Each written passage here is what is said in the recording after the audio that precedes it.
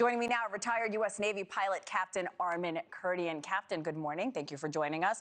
The president has said Iran's nuclear program was obliterated in Operation Midnight Hammer. I remember covering that live while it was happening back in June.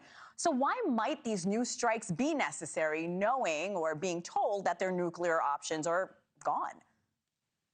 Morning, Anna. So it's really going to depend on what the objectives of military strikes are. If you're talking about just attacking military targets, I don't think you're going to have much success in influencing Iran's kind of behavior. At the same time, if Iran finds itself backed into a corner, do they go into scorched earth? We're going to cause as much damage as we can to the West as possible.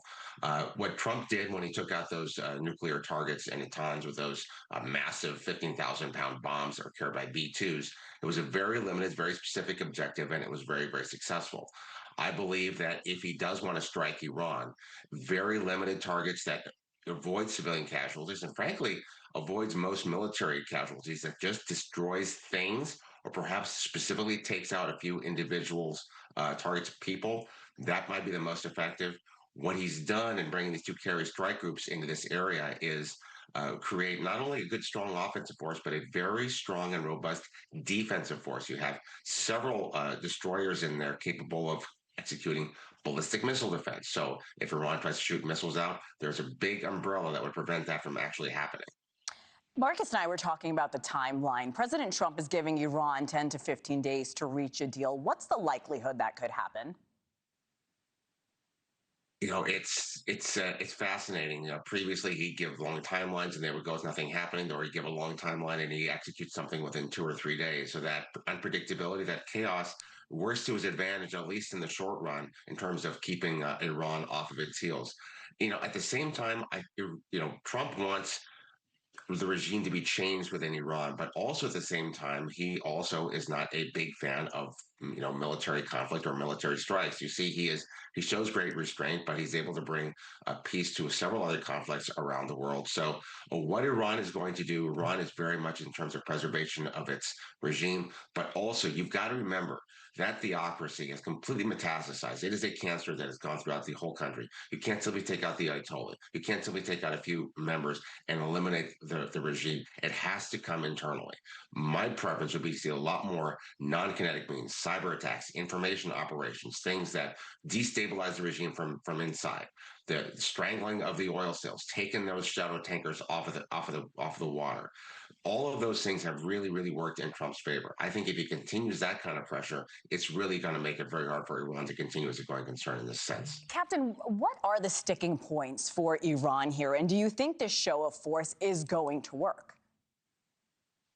The show of force is certainly getting everyone's attention. It's getting the attention of the Middle Eastern countries. It's the attention of the rest of the world as well. Iran's biggest concern right now, as I said, is supporting itself. They have a couple of benefactors, but Venezuela is gone. So now maybe Venezuela is selling oil to China in a legitimate sense, which eliminates Iran's ability to sell oil to a discount to China. So that's a big, huge revenue stream. They have very little in the sense of foreign currency reserves that they have left over. So their options to influence things around the world are quickly shrinking. You mentioned Iran has threatened scorched earth a moment ago, saying it will respond to any U.S. aggression decisively and proportionately. What does that mean?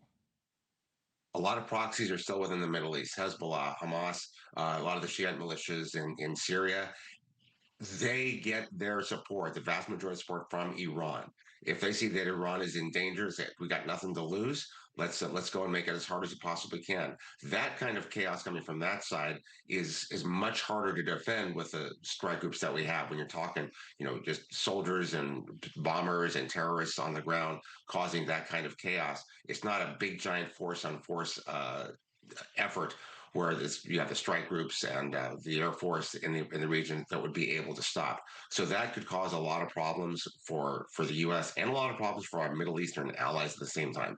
That has to be part of the U.S. calculus as to what could happen if that happens, and monitoring them very, very carefully, because if this kind of thing goes on, then you could see a rather wide conflagration within the Middle East, and that'd be a lot of chaos, not good for anybody. Thank you for watching. Subscribe below and download our NewsNation app right now on your phone, and you will get fact-based, unbiased news for all Americans.